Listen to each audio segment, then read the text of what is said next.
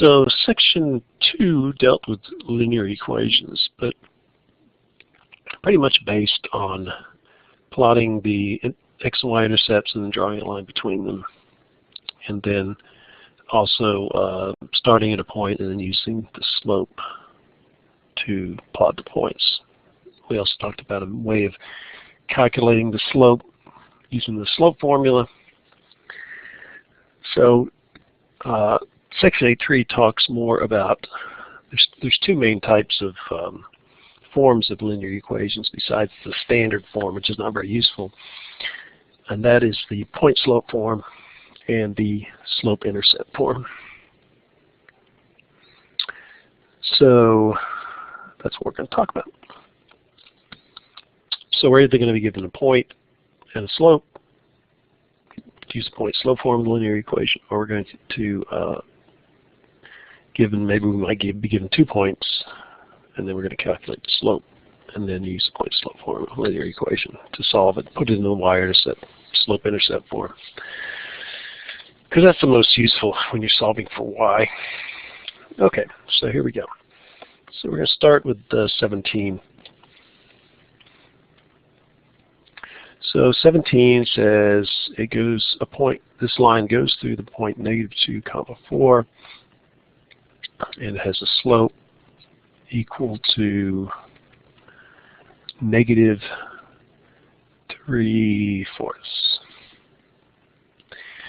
So what are we going to do? Well, we use what we call the point slope form. Now, some people would use the slope intercept form, but I'm going to ask you to use this method, even if you've learned it the other way. Okay, so the point slope form is y, which is the variable, minus y1, which is the point, is equal to m, which is the slope, times x, which is the variable, minus x1, which is the point, the coordinates of the point. So if we look at our given information, this is the point, and the first number is the x value for the point, and the second one is the y value for the point. So that's x1, y1, and in this case m is the slope, which is -3/4. So it's just a matter of plugging in these numbers to there and this number to there, and you're almost done. So we take y minus y1, go up here, y1 is 4, so we subtract 4. We have a slope of -3/4. We multiply by x, which is a variable, minus x1, which is so we're going to subtract a negative. So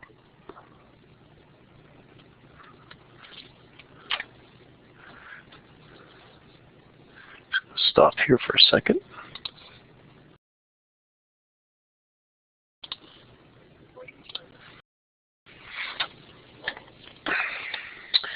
Okay, so there we are. Now, the first thing you want to do is look at this term, and let's look at this term. If we have two negatives, and we're going to change that to a positive number. The key thing is not to do too many things at one time. Just do it very thoughtfully.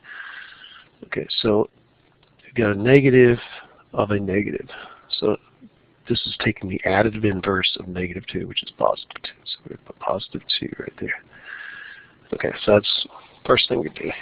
This one's already positive, so this is positive, so when you take the additive inverse of +4, you get -4 anyway. Okay, the second step is to multiply this coefficient, this number, in front of the parentheses by each term in the parentheses. So you got -3/4 times x. That's just -3/4 x. We don't really, it's nothing magical there. We're just going to take this coefficient and put it in front of x. Now the second part, we're going to have -3/4, which is this number, times +2.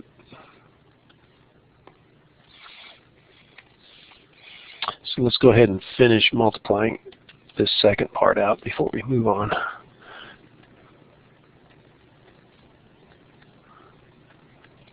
So -3/4 times 2, well, 2 is in the numerator, 3 is in the numerator, so you're going to have, we're also going to have a negative sign here.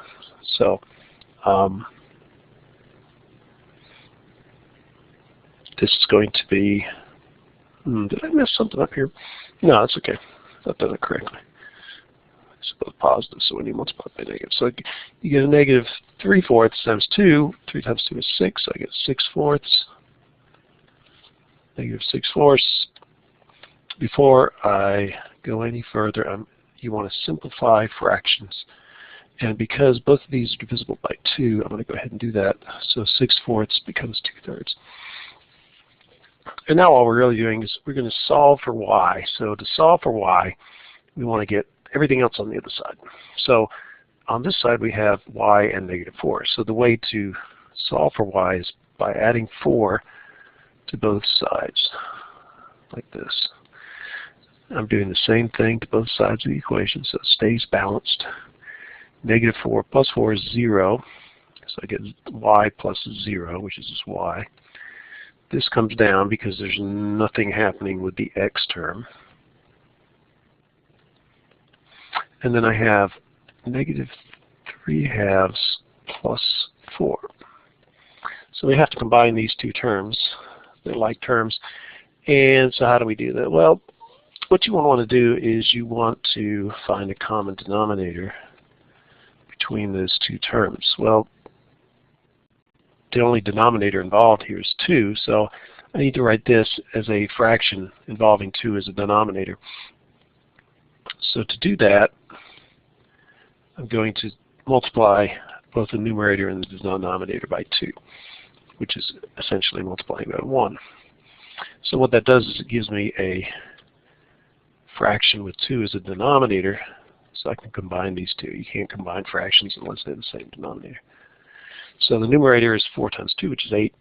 If you take 8 divided by 2, you get 4.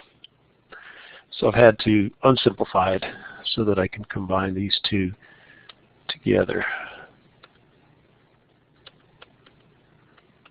So now we do the math. We basically have, so the second part would be negative 3 plus 8 in the numerator divided by 2. So we get y is equal to negative 3/4 x, and 8 minus 3, or negative 3 plus 8, is negative 5. So I get positive 5/2. And these can have different denominators. You don't have to have them as the same denominator. And that's your answer. Okay.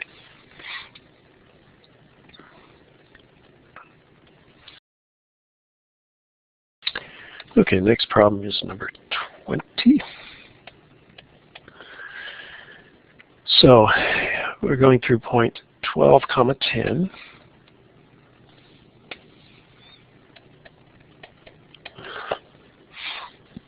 And we have a slope equal to 1. So we have x1, y1. In this case, we have m is equal to 1. So x1 is equal to 12, y1 is equal to 10. Slope form, point slope form in the linear equation. Y minus y1 is equal to m times x minus x1. Y is the variable. Subtract y1, which is 10. That's equal to the slope, which is 1, times x, which is the variable, minus x1, which is the second part. Okay, so there we go. We don't have any negatives, so we don't have to worry about anything here. So then we don't have to worry about that step.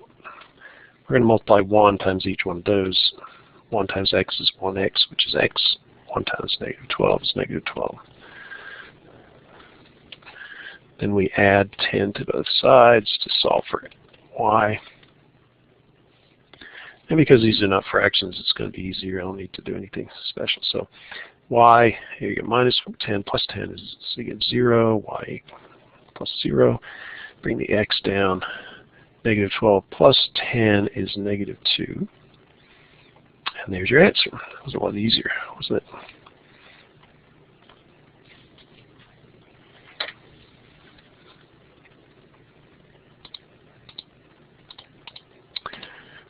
Okay, 23. I